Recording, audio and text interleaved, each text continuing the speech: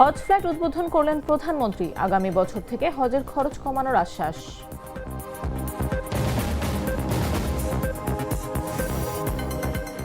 আটচল্লিশ দিন পর অবশেষে হরমুজ প্রণালী পাড়ি দিচ্ছে বাংলার জয়যাত্রা।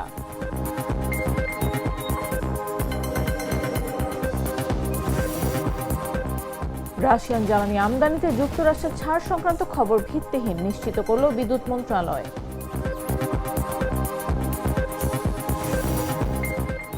ইরানের সমৃদ্ধ ইউরেনিয়াম অন্য কোথাও স্থানান্তর করা হবে না, সাফ জানালো পররাষ্ট্র মন্ত্রণালয়ের মুখপাত্র।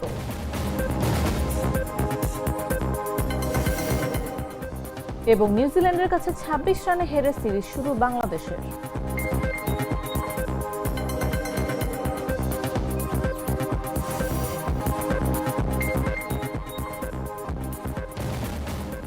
সকাল ৯টা নিউজে সবাইকে আমন্ত্রণ। সাথে আছে আমি নাফিস আব্দুল্লাহ।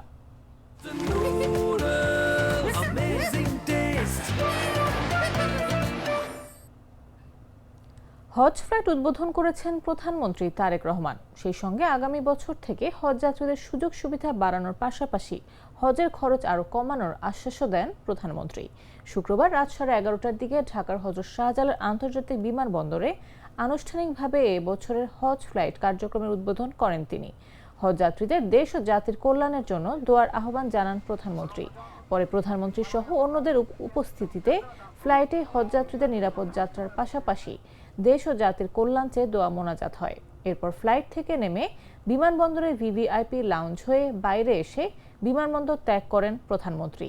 এর আগে রাত 11টার দিকে বিমানবন্দর এলাকায় পৌঁছে প্রথমেই রাজধানীর আশকোনা হজ ক্যাম্প পরিদর্শন করেন প্রধানমন্ত্রী। এ সময় তার সঙ্গে ধর্মমন্ত্রী কাজী শাহ মোফাজ্জল হোসেন কায়কোবাদ সহ ধর্ম মন্ত্রণালয় ও শাহজালাল বিমানবন্দরের সংশ্লিষ্ট কর্মকর্তারা উপস্থিত ছিলেন।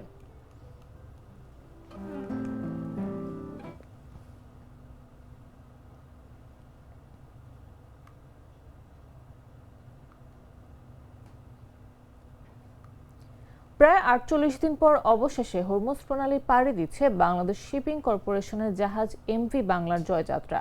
হরমুজ প্রণালী সব ধরনের বাণিজ্যিক জাহাজের জন্য খুলে দেওয়ার বিষয়ে ইরানের ঘোষণার পর শুক্রবার রাত ৯টার দিকে যাত্রা করে জাহাজটি। মধ্যপ্রাচ্য সংকটের পর জাহাজটি প্রায় ৪৮ দিন ধরে মধ্যপ্রাচ্যের কয়েকটি বন্দরে অবস্থান করে। সর্বশেষে সৌদি আরবের রাস আল খায়ের বন্দর থেকে ৩৭,০০০ টন সার লোড করে দক্ষিণ আফ্রিকার কেপ টাউনে যাওয়ার কথা ছিল। হরমুজ বন্ধ থাকায় জাহাজটি রাস আল খায়ের বন্দরে আটকে পড়ে। পরে আমেরিকা ও ইরানের সঙ্গে যুদ্ধবিরতি ঘোষণা হলে ৮ এপ্রিল জাহাজটি কেপ টাউনের উদ্দেশ্যে রাস আল খায়ের ত্যাগ করে। ১০ এপ্রিল শুক্রবার জাহাজটি হরমুজের কাছাকাছি পৌঁছে ট্রানজিট ক্লিয়ারেন্স চাইলে ইরানি কর্তৃপক্ষের আবেদন প্রত্যাখ্যান করে। পরে কাছাকাছি নিরাপদ অবস্থানে নোঙর ফেলে জাহাজটি। গেল ১১ মার্চ জাবেল আলীতে পণ্য খালাসের পর জাহাজটি পরবর্তী ভয়েজের জন্য কুয়েতে যাওয়ার কথা ছিল। তবে নিরাপত্তার ঝুঁকি বিবেচনায় বিএসসি জাহাজটিকে সংঘাতপূর্ণ অঞ্চল থেকে সরিয়ে নেওয়ার সিদ্ধান্ত নেয়। ৩ মার্চ দক্ষিণ আফ্রিকার কেপটাউনে যাওয়ার জন্য সৌদি আরবের রাস আল খায়ের বন্দর থেকে ৩৭,০০০ টন সার বোঝাই করে।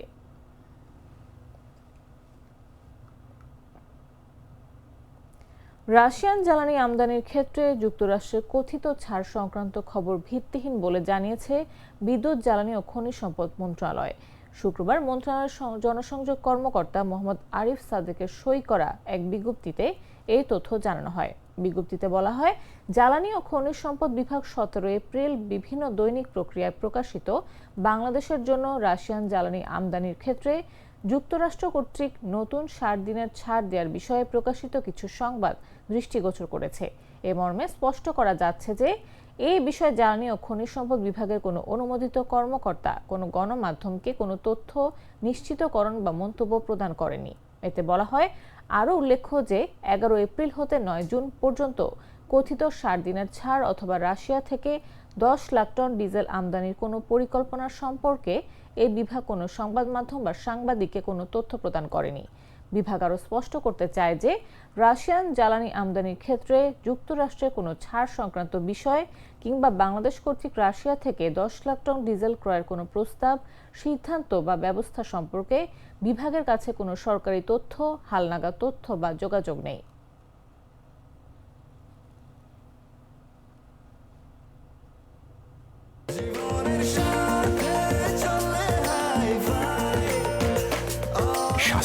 অল টাইম ব্রেড সব সময়, অল টাইম হেলদি লাইফ। প্রধানমন্ত্রীকে নিয়ে দলের মুখপাত্র আল রাশেদ প্রধানের বক্তব্যকে কেন্দ্র করে পঞ্চগড়ে জাতীয় গণতান্ত্রিক পার্টির জেলা কার্যালয়ে হামলার ঘটনা ঘটেছে। একই সঙ্গে তাকে জেলায় অবাঞ্ছিত ঘোষণা করা হয়েছে। শুক্রবার সন্ধ্যার আগে জেলা শহরের বকুলতলা এলাকায় জাকপা কার্যালয়ে ভাঙচুরের ঘটনা ঘটে। ছাত্রদল, যুবদল ও স্বেচ্ছাসেবক দলের নেতাকর্মীরা এই হামলা চালিয়েছেন বলে দাবি করেছেন জাকপা নেতারা। হামলায় দলীয় কার্যালয়ের টিনের সীমানা বেড়া সম্পূর্ণ ভেঙে ফেলা হয়। ভেতরে চেয়ার টেবিলও ভাঙচুর করা হয়। এর আগে বিকেল 5টার দিকে প্রধানমন্ত্রী তারেক রহমানকে নিয়ে আল রাশেদ প্রধানের বক্তব্যের প্রতিবাদে জেলা শহরের বিক্ষোভ মিছিল বের করেন ছাত্রদল, যুবদল ও স্বেচ্ছাসেবক দলের নেতাকর্মী। এই সময় সংক্ষিপ্ত পথসভায় জাকপা মুখপাত্র রাশেদ প্রধানকে অবাঞ্ছিত ঘোষণা করেন তারা। এ ঘটনার পর বিশৃঙ্খলা এড়াতে পুলিশ সতর্ক অবস্থানে আছে বলে জানিয়েছেন পঞ্চগড় সদর থানার ভারপ্রাপ্ত কর্মকর্তা আশরাফুল ইসলাম।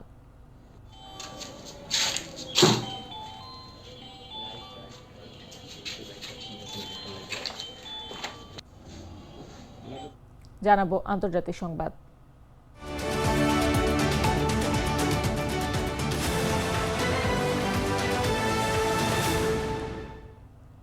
মধ্যপ্রাচ্যে উত্তেজনা প্রশমনের ইঙ্গিত মিলতেই বৈশ্বিক জ্বালানি বাজারে স্বস্তি ফিরেছে। ইসরায়েল ও লেবাননের মধ্যে ঘোষিত যুদ্ধবিরতি ঘিরে বিনিয়োগকারীদের মধ্যে আশাবাদ তৈরি হওয়ায় আন্তর্জাতিক বাজারে তেলের দাম কমেছে।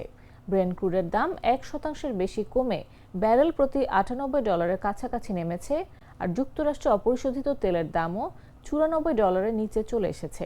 বিশ্লেষকদের মতে সম্ভাব্য কূটনৈতিক অগ্রগতিও বাজারে ইতিবাচক প্রভাব ফেলেছে। বিস্তারিত জাগো ডেস্ক রিপোর্টে।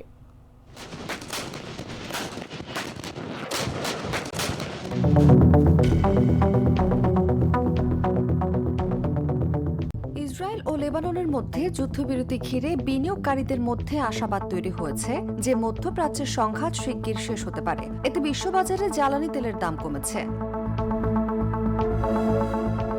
ব্রেন্ট ক্রুডের দাম 1% বেশি কমে ব্যারেল প্রতি $98.05 নেমে এসেছে।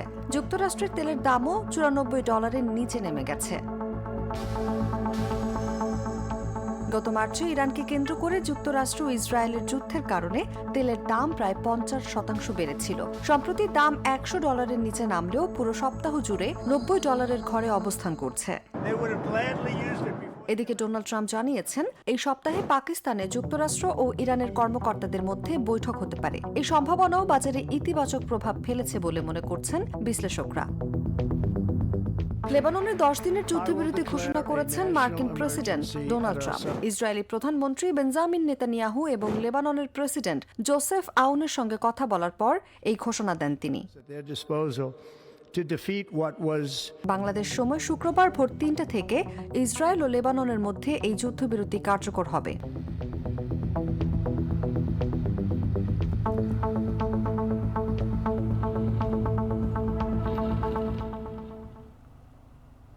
ইরান থেকে সমৃদ্ধ ইউরেনিয়াম যুক্তরাষ্ট্র নিতেই তেহরানের সঙ্গে ওয়াশিংটন কাজ করবে বলে জানিয়েছেন মার্কিন প্রেসিডেন্ট ডোনাল্ড ট্রাম্প। তবে ট্রাম্পের এই দাবিকে পুরোপুরি নাকচ করে দিয়েছে ইরানের পররাষ্ট্র মন্ত্রণালয়। দেশটির রাষ্ট্রীয় টেলিভিশনকে পররাষ্ট্র মন্ত্রণালয়ের মুখপাত্র ইসমাইল বাঘি বলেন, সমৃদ্ধ ইউরেনিয়াম ইরানের মাটির মতোই পবিত্র, কোনো অবস্থাতেই তা কোথাও স্থানান্তর করা হবে না। এর আগে শুক্রবার সামাজিক যোগাযোগ মাধ্যম ট্রুথ সোশ্যালে এক পোস্টে ডোনাল্ড ট্রাম্প দাবি করেন ইরান তাদের ইউরেনিয়াম হস্তান্তরে রাজি হয়েছে। ট্রাম্পের এই দাবিকে ভিত্তিহীন উল্লেখ করে ইরান সরাসরি তা নাকচ করে দিয়েছে। দেশটি জানিয়েছে তাদের পারমাণবিক কর্মসূচির সুরক্ষা এবং এর মজুদের ওপর তাদের পূর্ণ নিয়ন্ত্রণ রয়েছে। ট্রাম্প গত বছর ইরানের পারমাণবিক স্থাপনায় মার্কিন হামলার মাধ্যমে উপাদানগুলো ধ্বংস বা কবজায় নেয়ার যে ইঙ্গিত দিয়েছেন, ইরান সেটিকেও নাকচ করে দিয়েছে। বিশ্লেষকরা মনে করছেন ট্রাম্পের এমন দাবি এবং ইরানের তাৎক্ষণিক প্রত্যাখ্যানে দুই দেশের মধ্যকার দীর্ঘদিনের পারমাণবিক উত্তেজনা নতুন করে দানা বাঁধতে পারে।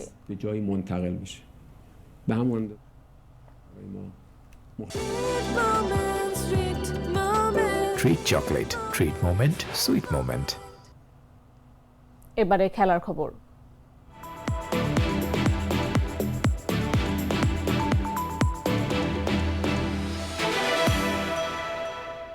3 ম্যাচ সিরিজের প্রথম ওয়ানডেতে নিউজিল্যান্ডের কাছে 26 রানে হারল বাংলাদেশ।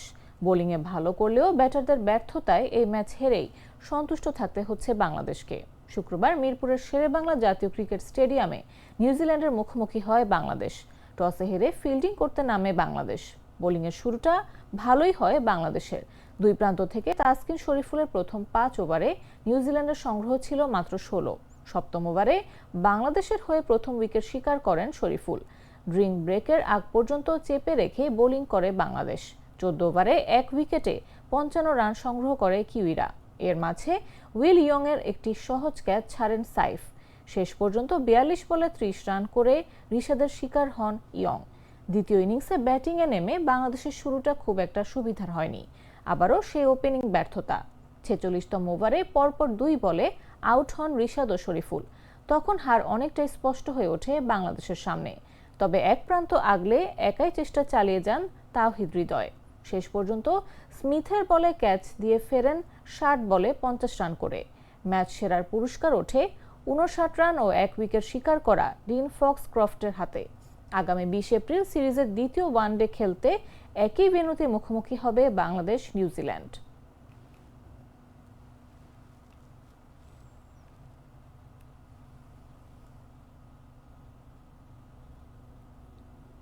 সংবাদ শেষ করার আগে শিরোনামগুলো জানিয়ে দিচ্ছি আরো একবার।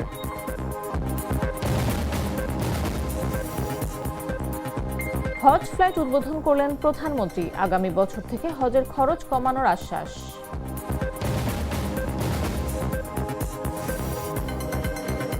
আটচল্লিশ দিন পর অবশেষে হরমুজ প্রণালী পাড়ি দিচ্ছে বাংলার জয়যাত্রা।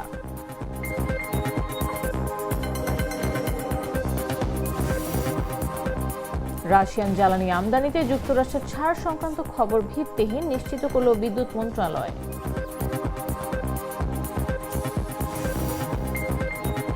ইরানের সমৃদ্ধ ইউরেনিয়াম অন্য কোথাও স্থানান্তর করা হবে না, সাফ জানালো পররাষ্ট্র মন্ত্রণালয়ের মুখপাত্র।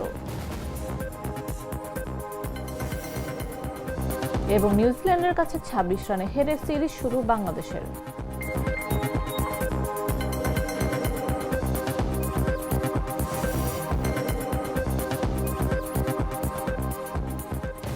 দর্শক, এই ছিল এখনকার মতো। এরপর দেখবেন বেলা 11টা নিউজ। প্রতি মুহূর্তে সর্বশেষ খবর পেতে ভিজিট করুন jagonews24.com, ফলো করুন আমাদের ভেরিফাইড ফেসবুক পেজ এবং সাবস্ক্রাইব করুন জাগো নিউজের ইউটিউব চ্যানেল। এতক্ষণ সাথে থাকার জন্য ধন্যবাদ সবাইকে।